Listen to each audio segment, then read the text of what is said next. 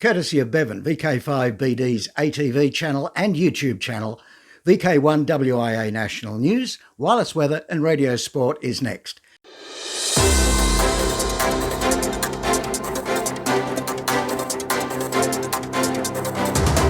From Australia, this is the Wireless Institute of Australia with the weekly news service.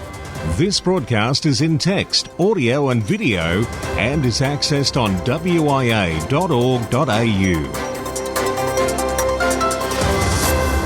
Hey, guess what? You've done it. You've tuned WIA in the National News. I'm Graham, VK4BB. This broadcast for week commencing January 16, 2022. And let's get straight into the news. Alan, VK4SN, for the WIA Radio Activities Committee. By now, you would have heard about the new WIA Australia Day contest on the 26th of January, as kicked off by Trent VK4TS.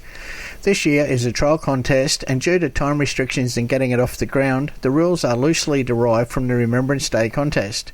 This will allow the use of VKCL Logger for logging purposes and VKLogChecker.com to process the results. Please download the latest version of VKCL Logger. N1MM has its own user-defined contest downloadable from VK4SN.com under contests. After many suggestions received, we finally put together what we believe was a good rule set as a trial for this year. The major hurdle was an acceptable time of operation across all states and territories, from Norfolk to Christmas Island, where everyone could use the AX prefix at the same time. A time slot was presented to the Radio Activities Committee and everybody approved the submission. Some see propagation times may vary for or against some areas, but we are looking to open up the contest for DX next year. Start time for this year's contest will be 2200 UTC on the 25th through to 1000 UTC on the 26th. Rules are downloadable from the WIA contest pages. 2x1 contest call sign holders may have received confirmation from the ACMA that the AX prefix is not to be used with contest call signs. Best 73s and enjoy Australia Day. This is Alan, VK4 Sierra November. Hello, this is Greg, VK2GPK, with this week's sport comment. Today I'm talking about YOTA, Y-O-T-A. This acronym stands for Youngsters on the Air. And this is an initiative that started in IOU Region 1 in Europe about half a dozen years ago. The goal of YOTA is to get more young people interested in amateur radio and grow the amateur radio community. I should note that outside of Region 1, it is more often referred to as Youth on the Air. Amateur radio, in its 100-year plus history, has managed to reinvent itself and innovate to remain very relevant. However, to young people, the relevance of amateur radio to their lives is very unclear at best. So it's important to convince younger people about the importance of amateur radio and technical experimentation. The vision for YOTA is to create the next generation of amateur radio enthusiasts and bring new energy into the amateur service. Initially, YOTA struggled to gain traction and effectiveness in terms of convincing young people that amateur radio is an interest worthwhile of their time and that it is fun. About 2 years ago, Region 1 came up with a YOTA Train the Trainer program, which stems from the idea that they will educate youngsters on the best methods to train new youngsters so that they can become licensed amateur radio operators. It struggled early on because if the age gap is too great between the young people and the people trying to interest in the hobby, it just doesn't click. And what was found is that the only way to do this is to have people typically well under 30 who effectively become amateur radio evangelists, ambassadors and educators.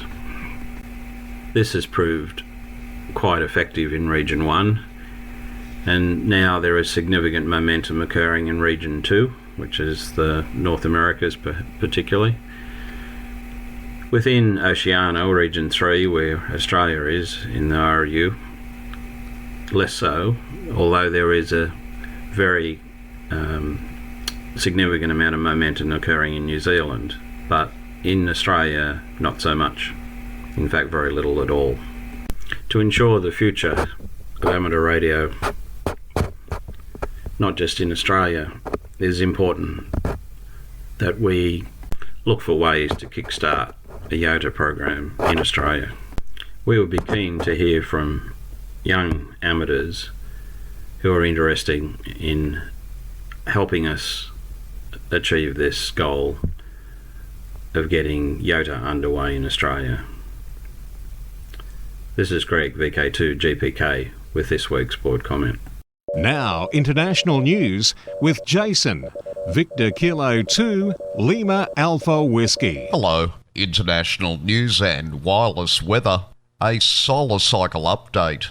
Solar cycle 25 is shaping up to be stronger than expected. New sunspot counts confirm that the young solar cycle is outperforming official forecasts, with the rate of geomagnetic storm days nearly tripling in the past 12 months. See the data and learn more at spaceweather.com. In news from Region 1, all electrical and electronic devices in South Africa that do not have radio frequency modules must now have valid electromagnetic compatibility certificates recognised by the South African Bureau of Standards, SABS. The new rules should go a long way to take electronics off the market that cause radio interference. Electronics like switch mode power supplies, LEDs and electronic equipment where noise suppression circuitry has been omitted to save cost. The new rule comes after the SABS and Independent Communications Authority of South Africa, ICASA, were met with criticism after they tried to implement a new compliance regime in 2017. Among the concerns was that only compliance certificates from test laboratories authorised and integrated into the SABS authorised laboratory program would be recognised. ICASA and the SABS have now changed their approach, recognising internationally accredited labs. The UK Ministry of Defence is conducting a GPS jamming exercise until April 15th at Westfro in Dumfries and Galloway. The exercise will run over periods from the 10th of January to the 4th of February and the 21st of March to the 15th of April 2022.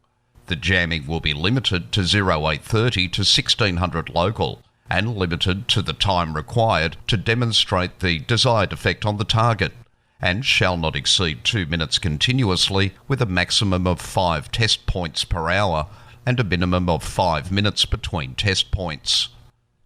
In news from Region 2, Nathaniel Frissell, Whiskey 2 November Alpha Foxtrot, an assistant professor at the University of Scranton Department of Physics and Electrical Engineering, has received a National Science Foundation NSF grant of nearly $50,000 to support the 2022 Ham Radio Science Citizen Investigation Ham-Sci workshop. The event is set for March 18th to the 19th at the US Space and Rocket Center in Huntsville, Alabama. The in-person conference also has a virtual format option. Ham-Sci is a collective of professional researchers and radio amateurs with the objective to foster collaboration between the amateur and professional communities to advance scientific research and understanding, encourage development of new technologies to support this research, and provide educational opportunities for both the amateur radio community and the general public. Now, weird and wonderful, this shopping list included a surprise QSO.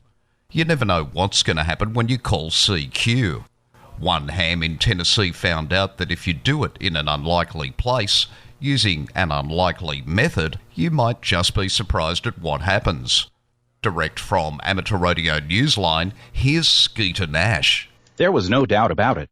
Bill Price, K4FLH, was calling CQ, and the sound of his Morse code practice could be heard loud and clear, everywhere. In this case, everywhere turned out to be the inside of the huge Walmart store where he was shopping. Instead of using a keyer, Bill was practicing his CW using the small, high-pitched electronic horn that's attached to the riding cart that the store provides for disabled shoppers like him. The horn is there to warn other shoppers of the cart's approach. Bill tells Newsline he's been practicing that way since the summer, and he never once thought anything would come of it except improved code practice. That is, until late December. Bill wrote on Facebook that, to his surprise, that day, his Morse message caught the ear of another shopper, a fellow ham, also using a cart with a horn. What followed was a 10-minute QSO between the two. It ended when they agreed to meet up at the checkout for an eyeball QSO. Well, it sure sounds like Bill not only has his shopping list completed, he ended up with something that wasn't on his list. He wrote, "I now have a new friend." For WIA National News in Sydney, I'm Jason, VK2LAW.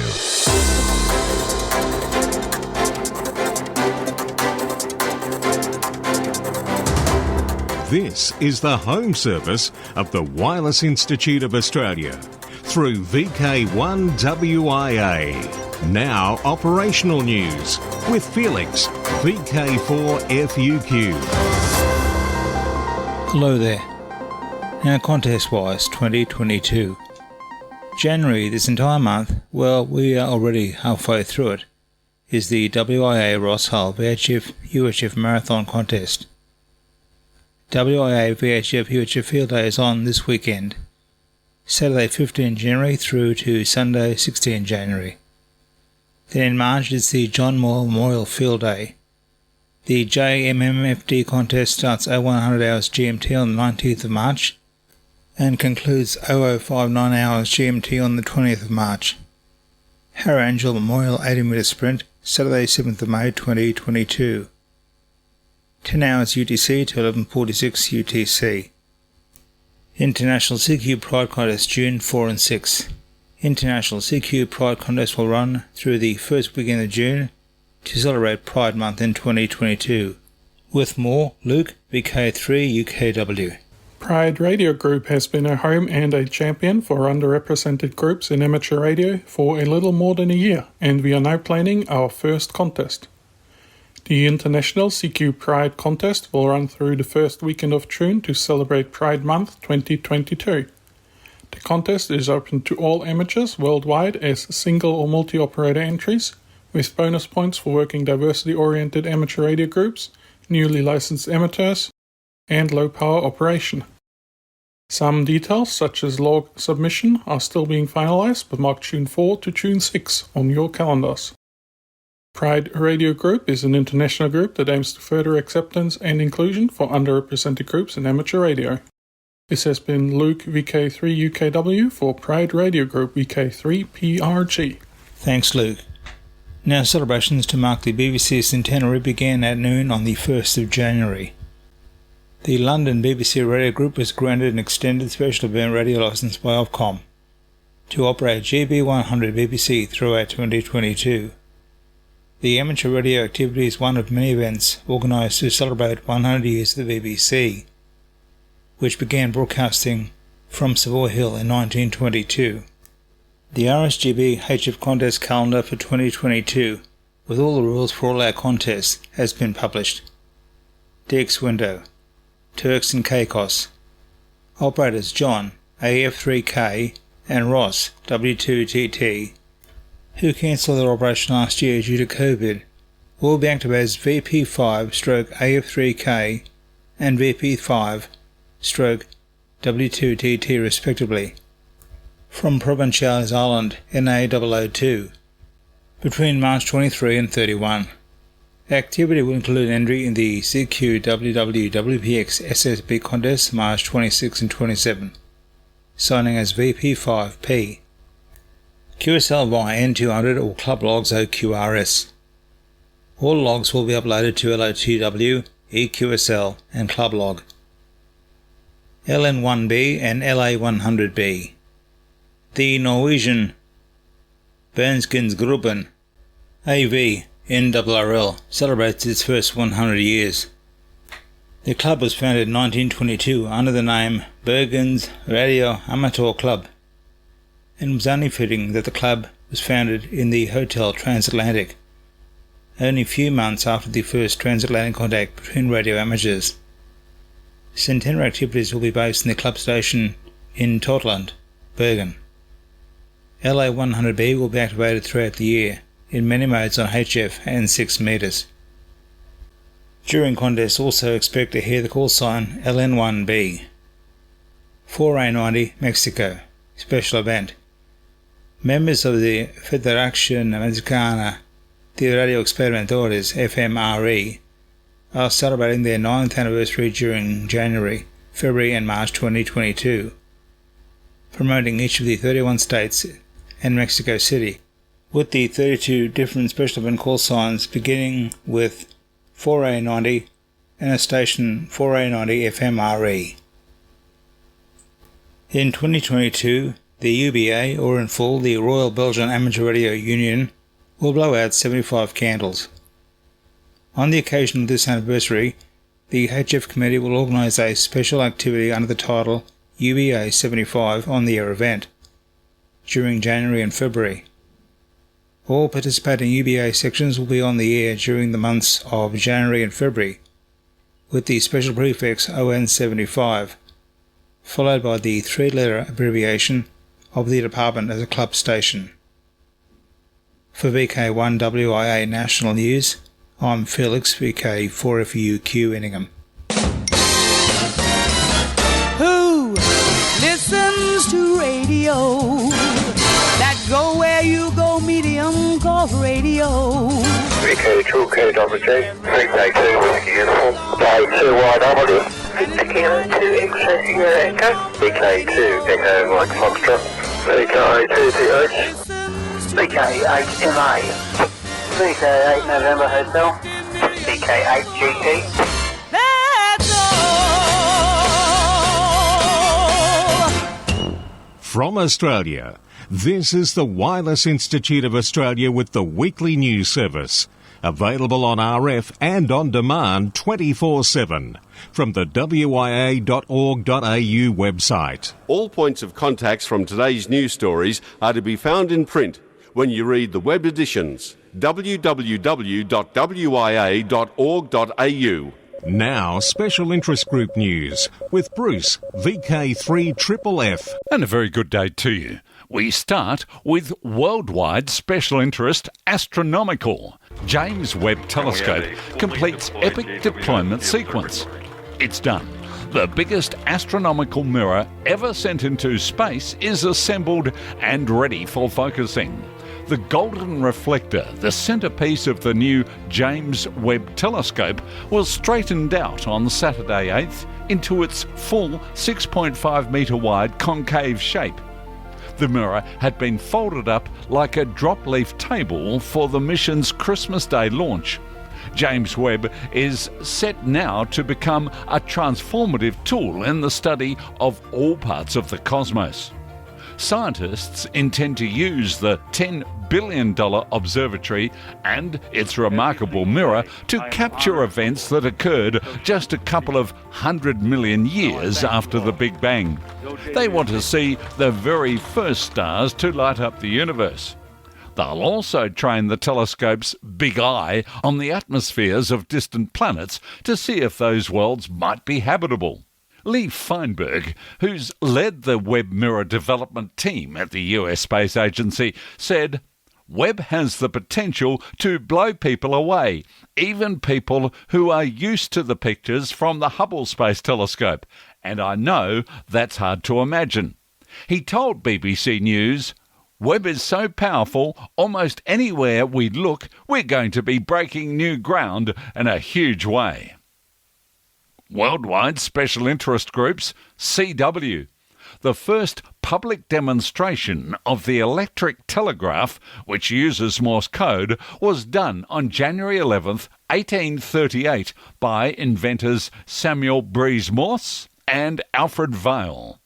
Learn Your Name in Morse Code Day takes place on the anniversary of that day and was created by Brownie Locks, in part because less and less people now know Morse code.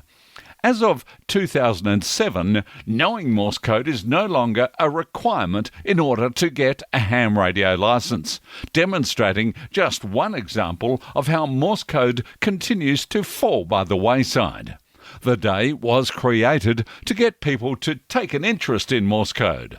Brownie Locks created the event to get people of all ages to at least learn their name in the code on the day. The telegraph was the first device to send messages with electricity by transmitting electric signals over wires between stations. It revolutionized long-distance communication. It changed how wars were fought, how newspapers worked, and how money could be sent. Prior to its invention, messages could only be sent as fast as a horse could run. In this day and age, where almost every day is a special day, little wonder this Morse Day got lost in the QRM. The Slow Morse Club. As membership of the Slow Morse Club surpasses 8,000, this is a little reminder to those who might be thinking of joining the apparent renaissance of CW operating. The club welcomes all who are interested in operating slow CW on air, regardless of ability in the mode. For the more experienced, there is the chance to coach, and for the newbies, the chance to learn, and, more importantly, use CW on air, perhaps for the first time. Knowing that your contact is a friendly face who is not going to chastise you if the QSO doesn't quite abide by the normal conventions of CW QSOs, for example, if you make a mistake, helps overcome some of the anxiety of using this most skillful of radio modes. The club has a Facebook page for general chit-chat and uses the Signal Instant Messaging app for arranging skeds and advising others of slow CW contacts in real time. If you think you may be interested, why not look up the Slow Morse Club? You'll be very welcome. Worldwide Special Interest Groups, Final Frontier. NASA has recognised amateur radio on the International Space Station, ARIS, as a science education and research program. 2 images of ARIS activity are amongst those singled out by the Space Agency as some of the best space station science pictures of 2021. ARRL representative to ARIS International, Rosalie White, K1STO, said recognition is significant because it shows that NASA considers what ARIS does to be within the realm of science education and research. White added, actually, it's an honour for amateur radio, too, that this program is categorised as science education and research. She said, this is a really big deal for ARIS and we are really proud of the team. White feels the most important aspect of the recognition is that it shows that NASA believes in ARIS's efforts in the realm of science education and research. She said, they call our radio contacts ISS experiments, just as we call each radio contact an ARIS experiment. Cat on a hot satellite dish. Elon Musk's Starlink antenna hits surprise problem. Starlink's satellite internet performance has fallen victim to felines attracted to the warmth its dish gives off on cold days. A customer tweeted a photo of 5 cats huddled on his Starlink dish, which links homes to more than 1,000 satellites, and noted that the presence of the furtive felines had slowed his internet performance. Aaron Taylor said, Starlink works great until the cats find out that the dish gives off a little heat on cold days. After the photo was widely shared online, Taylor clarified that the cats had taken to the dish by choice rather than necessity. He said, They have a heated cat house with water and food, but minus 25 degrees C, and they decide to sit on the Starlink dish. When the sun goes down, they head back to the house. The attraction may be due to a self-heating feature on the dish, which is designed to melt snow. In 2020, Starlink engineers touted efforts to upgrade our snow melting ability. Taylor said the cat's attraction to his Starlink dish interrupted movie streaming and affected internet speed. He said it doesn't shut it down completely, but definitely slows everything down. He also said he planned to move the dish from the ground to a higher location. Worldwide special interest groups, IOTA, SA023, operators Bob, PY6TV using CW, and Raphael, PP2OK on SSB, are active as ZY6A from Friars Island until today, January 16th. Activity on 40, 20, 15 and 10 metres using, obviously, CW and SSB. QSL via address on qrz.com direct or PayPal. OC262, operators Agus, YB1TDL and Booty, YC1RQZ, will be active as YB1TDL4 and YC1RQZ4 respectively from Rakata Island between January 15th and 20th. Activity will be on 40 to 10 metres using SSB and FT8. QSL via HA3JB. I'm Bruce, VK3FFF from sunny and hot Bendigo. Hey, we're nearly there. The end of the news. 2022 social scene. In VK7, it's Reist's Open Day, Sunday, January 30, 11 a.m. In VK3, Spark Rosebud Radio Fest, February 13 at 9:30 a.m. In VK4, it's Redfest. It happens sometime, somewhere, Saturday, April 9. And VK5, Australian Fox Hunting Championship and the SERG Convention at Mount Gambier, the Queen's Birthday weekend in June. Now to the final. The Victorian Scout Jamboree VicJam has concluded and with over 7,000 attending was deemed a huge success. Many Scouts participated in the amateur radio activities with the station having the special call sign VI3JAM, VI3JAM, including a contact with astronaut Mark KG5GNP aboard the International Space Station NA1SS. Cole VK3 GTV will have a special video report when he presents Special Interest Group news in next week's WIA National News. So now, until we do meet again, I'm Graham VK4BB. Walk softly. From Australia, this has been the Wireless Institute of Australia with the weekly news service. This broadcast is in text, audio and video and is accessed on wia.org.au. Courtesy of Bevan, VK5BD's ATV and YouTube channel, this has been WIA National News.